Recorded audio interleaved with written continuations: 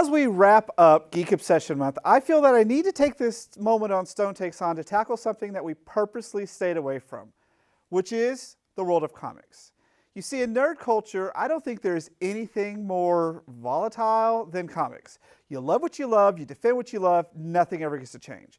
The movies, they come close, but they're never quite right. The heroes, everyone has a favorite. The stories, yep, you know you have a favorite one of those too. And how many times have we had the DC versus Marvel debate? Yes, we are all passionate about the world of comics and about the world of superheroes, so much so that we will not let it evolve or change in any way, and that is an absolute crime against one of the best mediums ever. Proof positive? Behold, Superman Blue.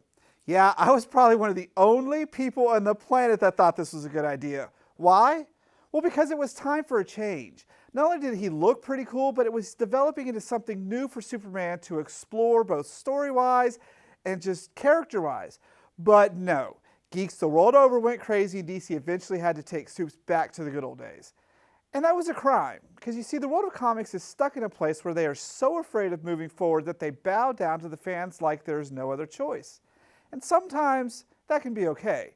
But when your fans will not let you actually evolve your stories and universes in a natural way, you're forced to create alternate worlds, alternate timelines, absurd plots, and deaths that just don't stick, and everything gets all muddled and messed up that they have to reboot everything every few years. So I'm asking, what's wrong with letting the heroes we love grow old and retire while new heroes and stories come forth? Why can't the world of comics be living and breathing and evolving? Everything that has a beginning has an end, so why can't that work in the world of comics? I, for one, am ready to let the classics grow and end as new heroes and lines are created and step forward. I mean, we do not need the same heroes in different roles. I mean, sure, it works for something like maybe Captain America or Batman, because there's always going to be one of those, someone's going to take up the cowl. But not so much for Superman or Spider-Man. Wouldn't it be great to let the comic creators come up with new generations of superheroes that kids can grow up with, ones that they grow up with and then share with their kids, and then those characters retire or die or something, and maybe they quit to be parents, maybe they have some epic final, whatever it is.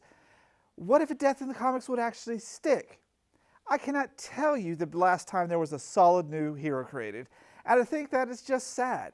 It seems we can only latch onto the classics, and as much as I like sharing Spider-Man with my kid, I want him to also discover new heroes that he discovers on his own and share them with his kids. I say let's change the world of comics, create new heroes and stories that can come and go with the years, like kind of reality shows, and create a perpetual world not populated only by the heavy hitters for generations. Because nothing is meant to last forever, right? Let's get some new blood in there with some new heroes and start new stories and let stories actually have an effect on the evolving universe. And let's let the greats pass on their lessons to the newcomers, and let's let the whole world of comics and superheroes be great again. Forget the alternate worlds and forget the rules we have imposed upon ourselves. Let's let comics be portals to another world where people can fly and there are great battles between good and evil and new heroes rise as old heroes get memorialized. Don't we remember the fun of Kingdom Come and Earth X?